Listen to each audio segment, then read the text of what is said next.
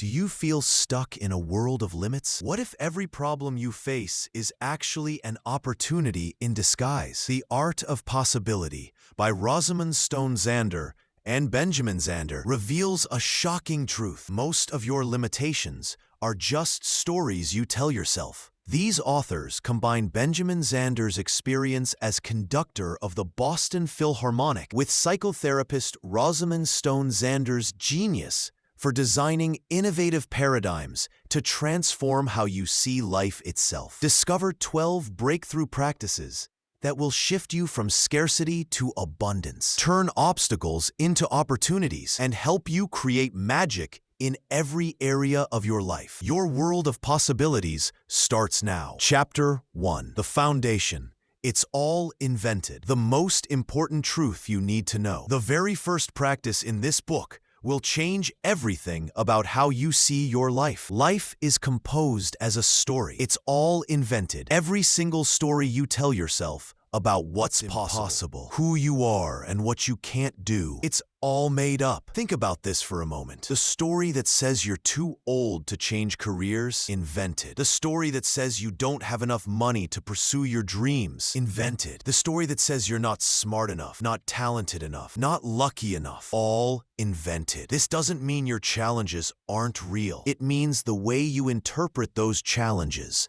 the meaning you give them, and the limitations you place on yourself because of them.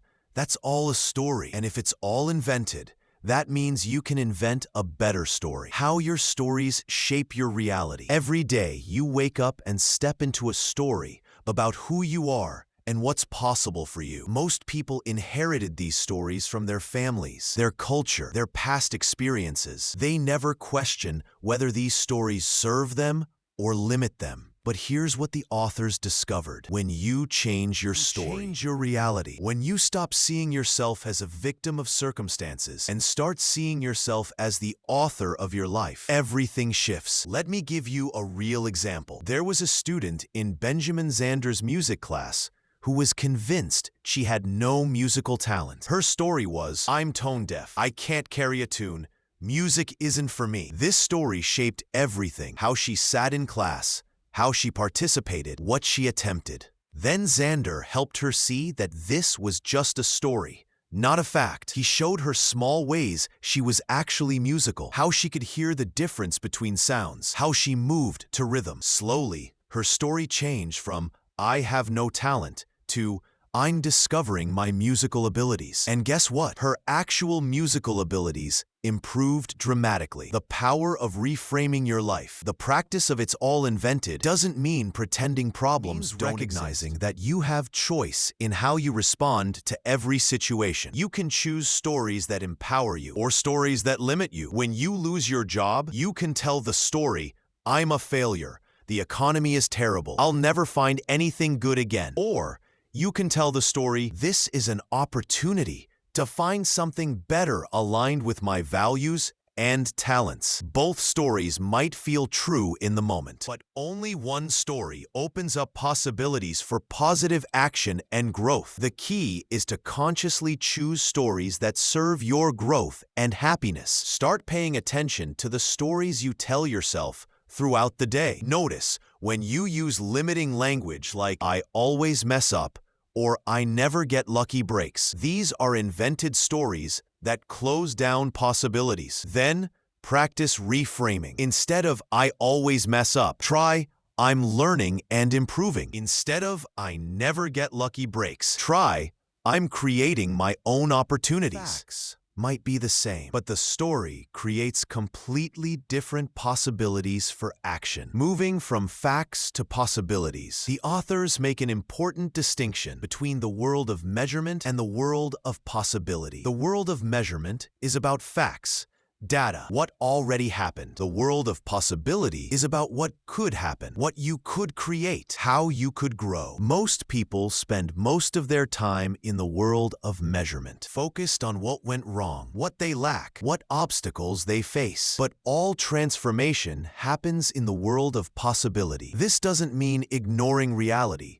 or being unrealistic. It means spending more time focused on what you want to create than on what's wrong with your current situation. It means asking what's possible now instead of what's wrong here. When you truly understand that it's all invented, you stop being a victim of your circumstances and start being the conscious creator of your experience. You stop asking, why is this happening to me? And start asking, how can I use this situation to grow and create something better? Chapter 2. Stepping into a universe of possibility. The difference between survival and possibility. Most people live in what the authors call the world of measurement, a place focused on scarcity, competition, and survival. In this world, there's not enough to go around. Someone else's success threatens your success.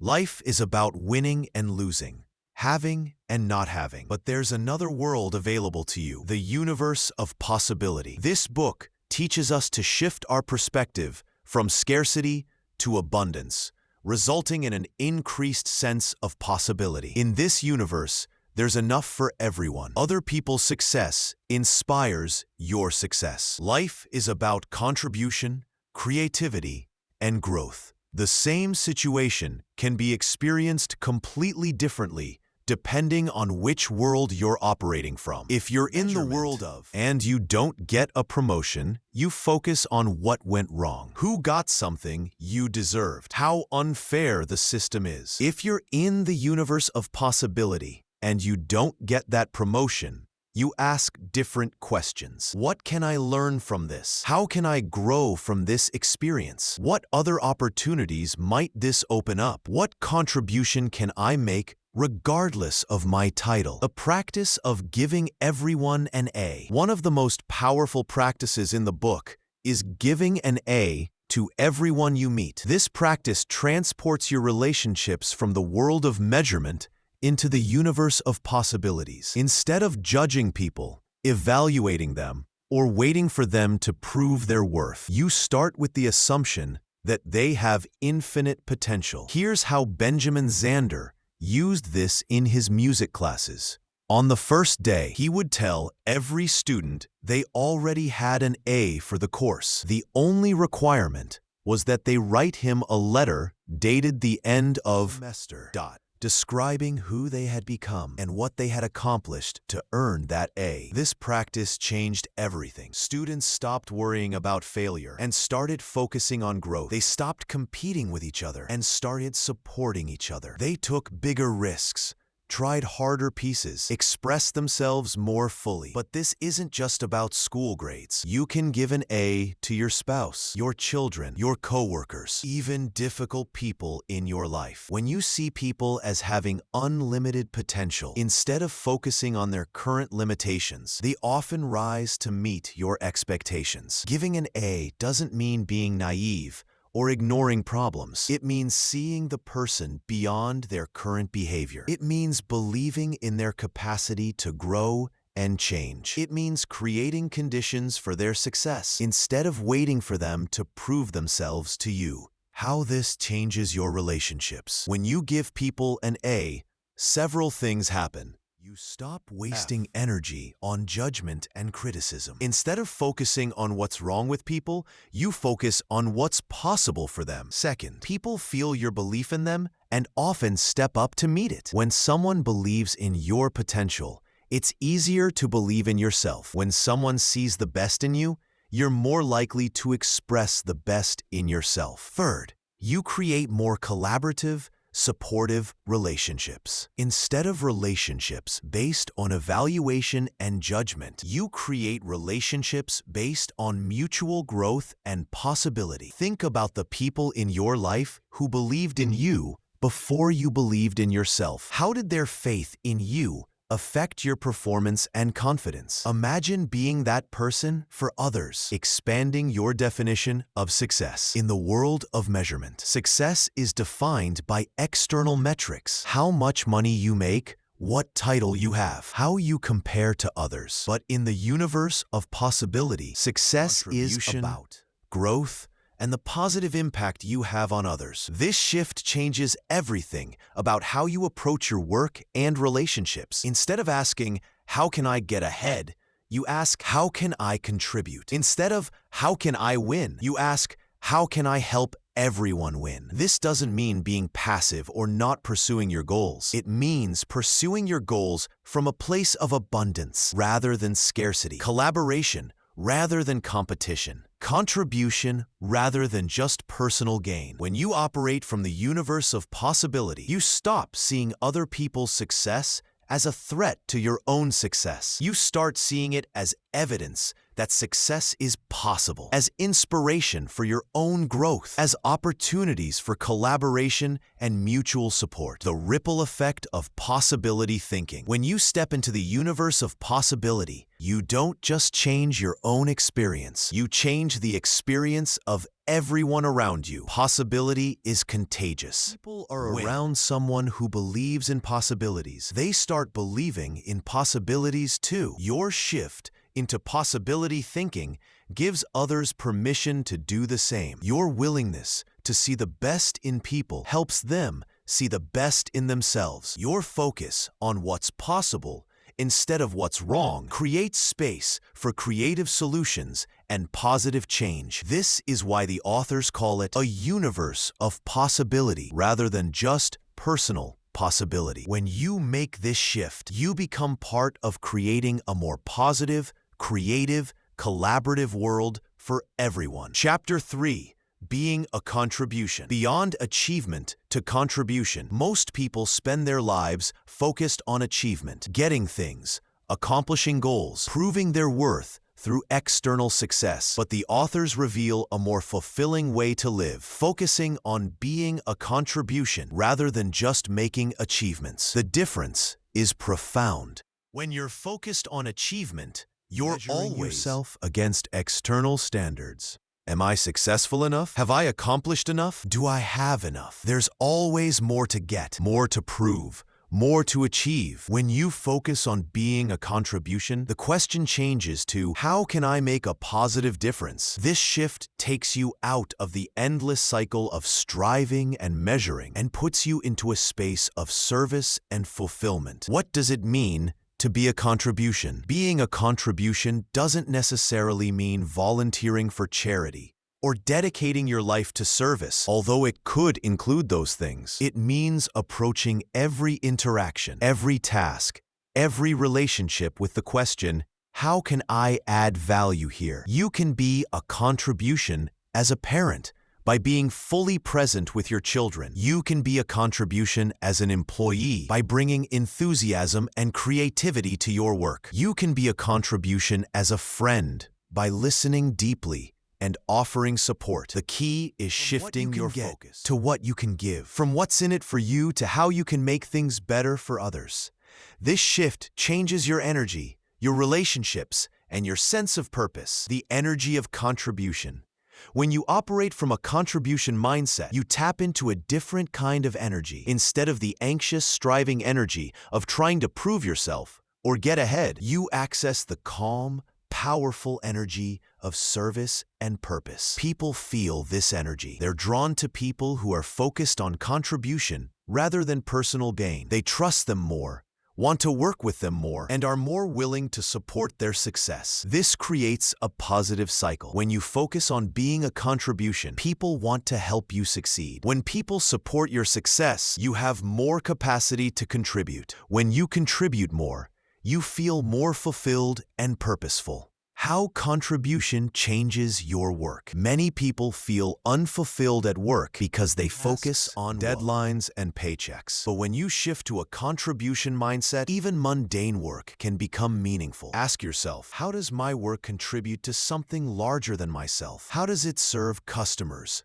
colleagues, or the community? What value am I adding beyond just completing tasks? A cashier can see their work as just scanning items and taking money, or as helping customers have a pleasant shopping experience. A teacher can see their work as just delivering curriculum, or as helping young people develop confidence and curiosity. The tasks might be the same, but the experience is completely different. When you see your work as contribution, you bring more energy, creativity, and care to everything you do. Being a contribution in relationships. The contribution mindset transforms your relationships. Instead of asking, what am I getting from this relationship? You ask, what am I bringing to this relationship? This doesn't mean being passive or allowing people take advantage of you. It means showing up as your best self, offering your gifts, and creating value for the people in your life. In marriages,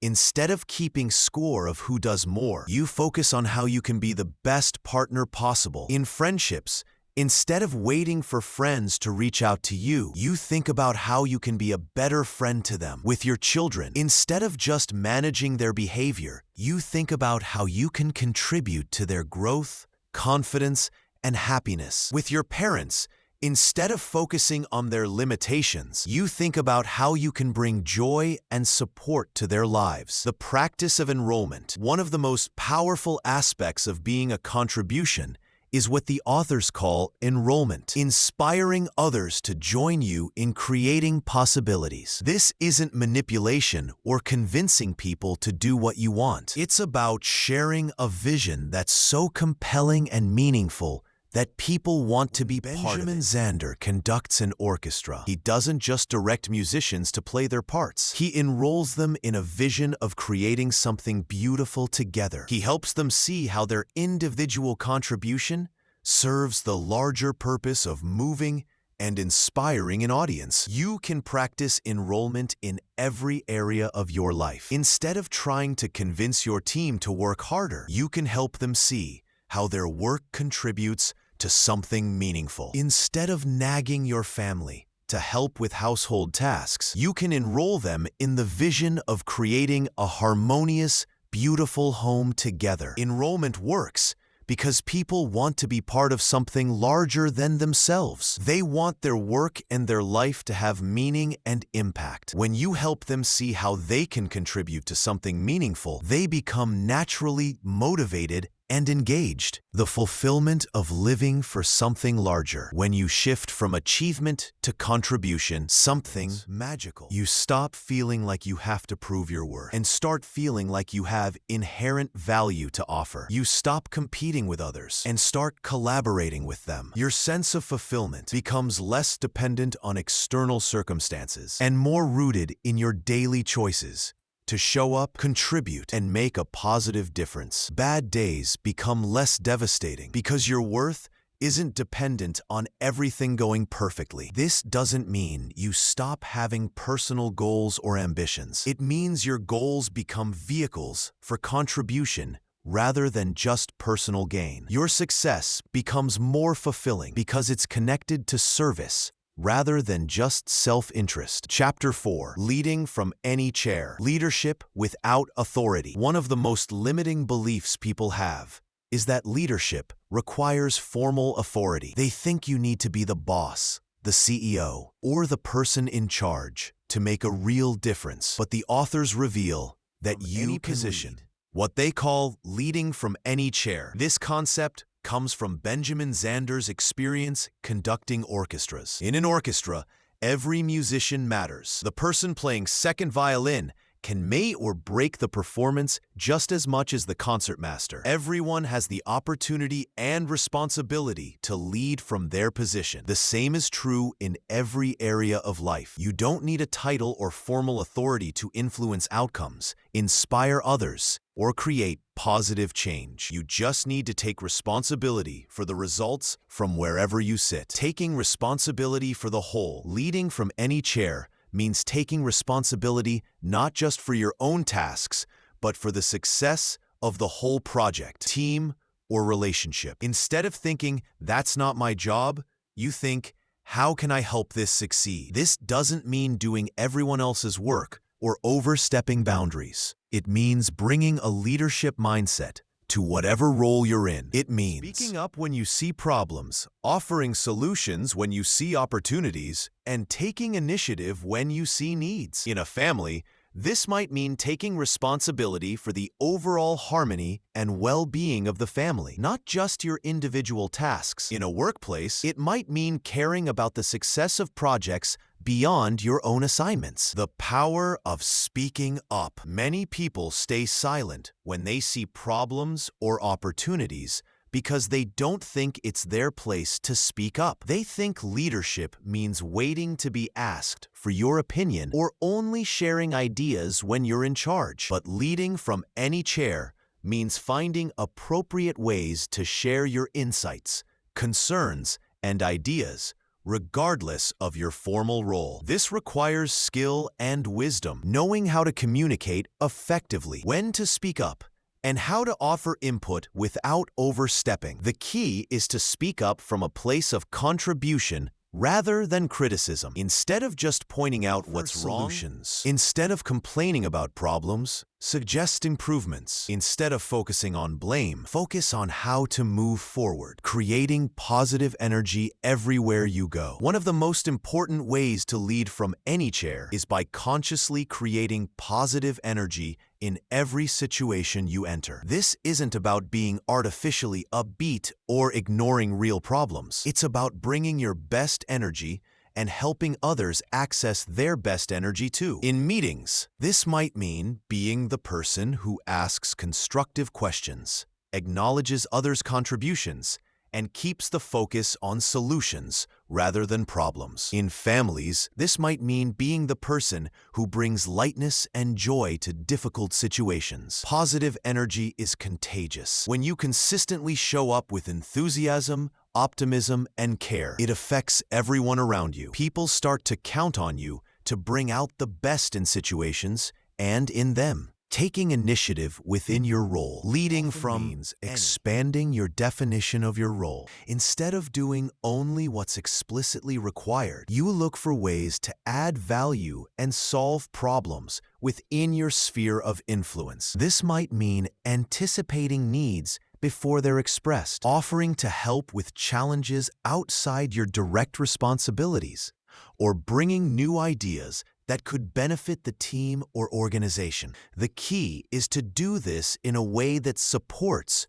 rather than threatens others. Leading from any chair isn't about showing off or proving you're better than your colleagues. It's about making everyone more successful and the whole system work better. Inspiring others to lead. One of the most powerful aspects of leading from any chair is that it gives others permission to do the same. When people see you taking initiative, speaking up constructively, and taking responsibility for results, it inspires them to do the same. This creates a culture of shared leadership where everyone feels empowered to contribute thinking and effort. Instead of waiting for direction from above, people start seeing themselves as co-creators of success. This multiplies the positive impact far beyond what any one person could accomplish alone. When everyone in a system feels empowered to lead from their position, the entire system becomes more dynamic,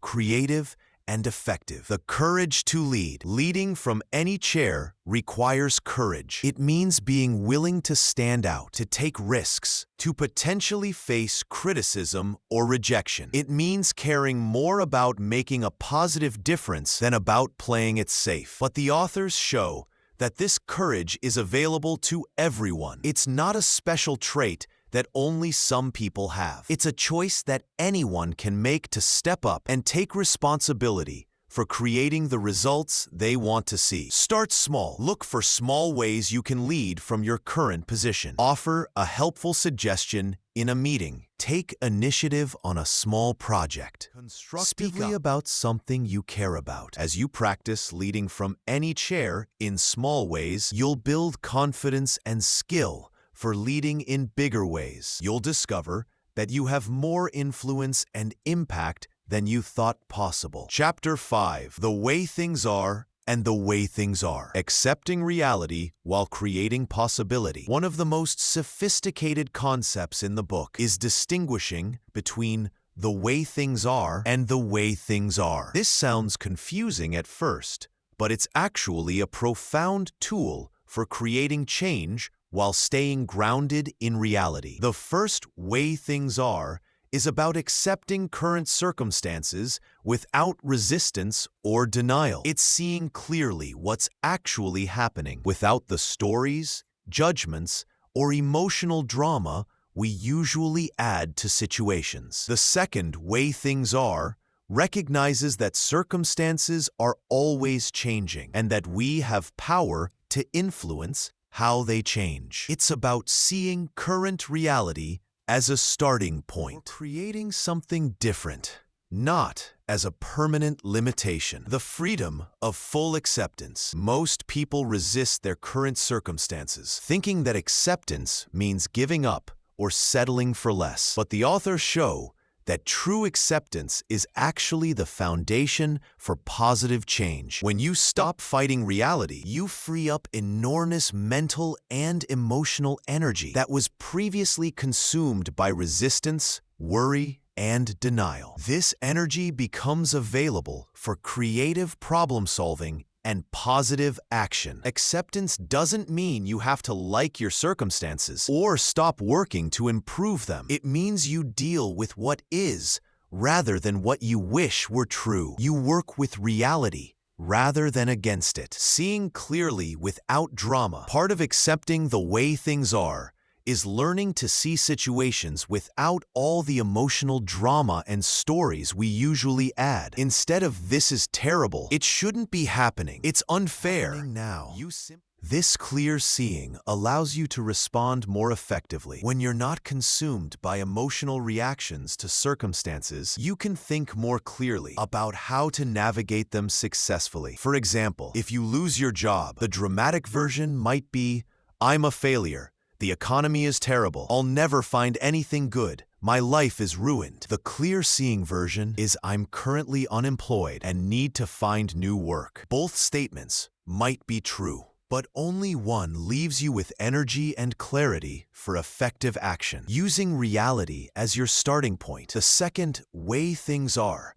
is about using your current reality as the starting point for creating something better. Instead of seeing circumstances as limitations, you see them as raw material for creation. This requires a shift from victim thinking to creator thinking. Instead of "why is this happening to me?" you ask, "how can I use this situation to create something better?" Every situation, no matter what, contains possibilities for growth, learning, contribution, or positive change. The question is whether you can see and act on those possibilities. The practice of graceful response. When you truly accept the way things are while staying connected to possibility, you develop what the authors call graceful response, the ability to respond to any situation with poise, creativity, and effectiveness. Graceful response doesn't mean being passive or accepting everything without question. It means choosing your response consciously rather than reacting automatically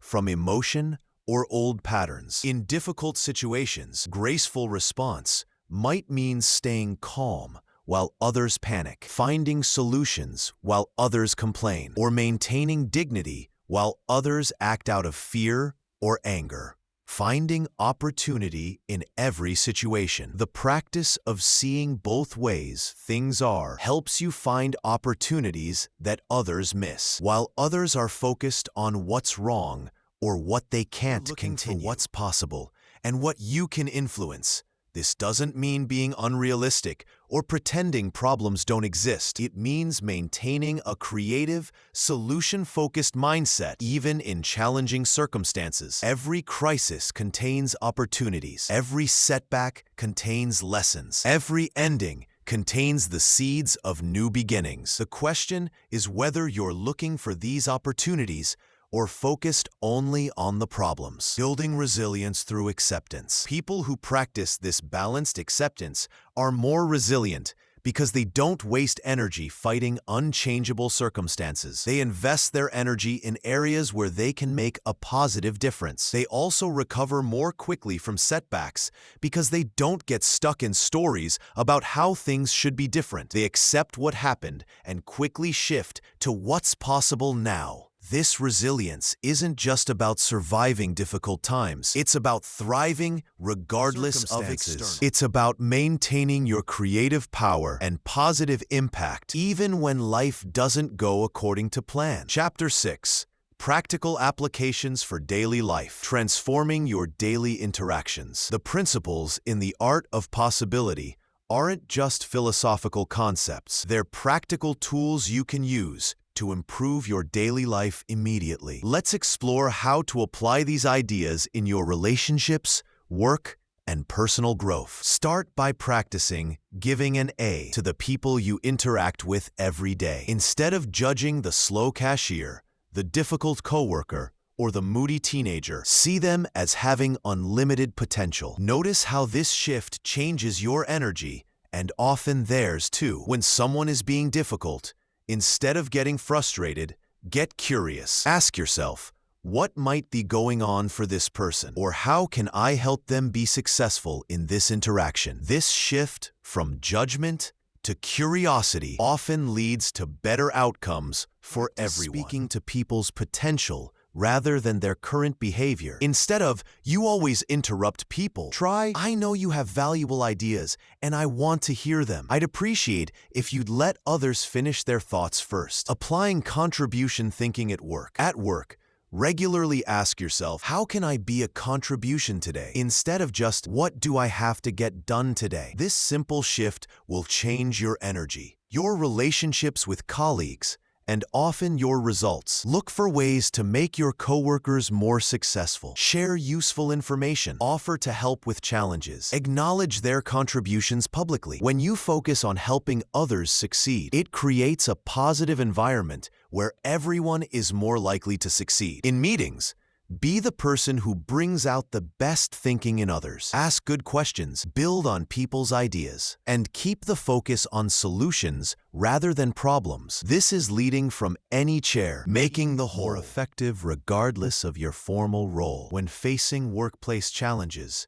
practice seeing the way things are clearly without adding drama or resistance. Then ask, what's possible here, and how can I contribute to a positive outcome? Creating possibility in your family. Family relationships offer daily opportunities to practice these principles. Start by giving your family members an A, seeing them as capable, valuable people with unlimited potential, rather than focusing on their current limitations or annoying behaviors. With your children, focus on who they're becoming rather than just correcting what they're doing wrong. When they make mistakes, help them learn rather than just punishing. Ask, what can we learn from this? And how can we do better next time? In your marriage or partnership, practice being a contribution rather than keeping score. Focus on how you can be the best partner possible rather than what you're not getting from the relationship. This forms the dynamic and brings out the best in both people. With extended family, practice graceful response to difficult personalities or situations. You can't control how others behave, but you can control your response. Choose to respond from possibility rather than reacting from old patterns. Personal growth and self-development. Apply these principles to your relationship with yourself. Give yourself an A. See yourself as having unlimited potential rather than being limited by past failures or current circumstances. When you make mistakes, practice the way things are. Accept what happened without drama or self-attack. Then focus on what you can learn and how you can grow from the experience. Replace limiting stories about yourself with empowering ones. Instead of, I'm not good at public speaking, try, I'm developing my communication skills. Instead of, I always struggle with money, try, I'm learning to manage money more effectively. Set goals from a contribution rather than just a personal achievement mindset. Ask, how can achieving this goal allow me to contribute more to others? This makes your goals more meaningful and often more motivating. Financial applications. Even in financial matters, you can apply these principles. Instead of focusing on scarcity and what you don't have, practice abundance thinking. This doesn't mean being unrealistic about your financial situation, but rather staying focused on opportunities to create value and improve your circumstances. When facing financial challenges, practice the way things are. Accept your current situation without shame or panic. Then focus on what steps you can take to improve things. Panic and shame drain energy that could be used for positive action. Look for ways to be a contribution, even with limited resources. Often the most valuable contributions don't require money. They require time, attention, skills, or caring. Health and wellness applications. Apply possibility thinking. For health and fitness. Instead of focusing on what's wrong with your body or what you can't do, focus on what's possible and what small improvements you can make. Practice being a contribution to your own health by making choices that support your energy and well-being. When you take care of yourself, you have more capacity to contribute to others. If you're dealing with health challenges, practice both aspects of the way things are. Accept your current health situation without denial while staying focused on what you can do to support your healing and well-being. Building a possibility-focused community. Look for opportunities to create possibility-focused communities in your work, neighborhood, or social groups. When you consistently practice these principles, you attract others who are also interested in positive growth and contribution. Share these ideas with others, not by preaching, but by modeling them in your daily interactions. When people experience the positive results that come from possibility thinking, they often become curious about how to develop these skills themselves. Remember that changing your approach doesn't require others to change theirs. You can practice giving A's, being a contribution, and leading from any chair, regardless of how others respond. Often your consistent practice will eventually influence others, but even if it doesn't, you'll benefit from approaching life this way. The transformation that comes from shifting your perspective. The Art of Possibility by Rosamund Zander and Benjamin Zander offers us a completely different way to experience life.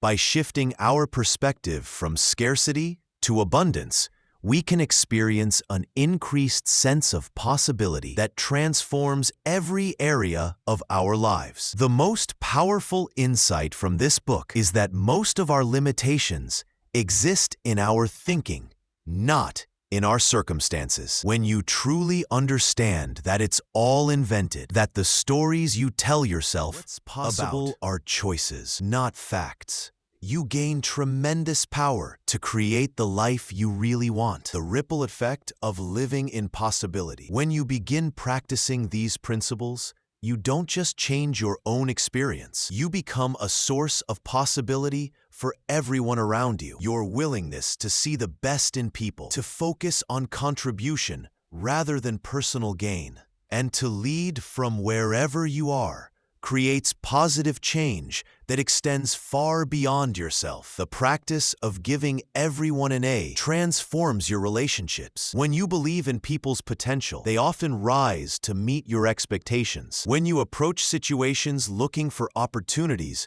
rather than problems, you find solutions that others miss. Starting your practice today, you don't need to wait for perfect conditions to begin applying these ideas. Start today with small practices that can gradually transform how you experience life. Begin giving the people in your life an A. See them as unlimited potential rather than being limited by their current behavior or circumstances. Notice how this changes your interactions and often their response to you. Practice being a contribution in every situation you enter. Ask, how can I add value here? Rather than, what's in this for me? This simple shift will change your energy and often your results. Look for opportunities to lead from your current position. You don't need authority to make a positive difference. You just need to take responsibility for creating the results you want to see. The long-term vision, the art of possibility,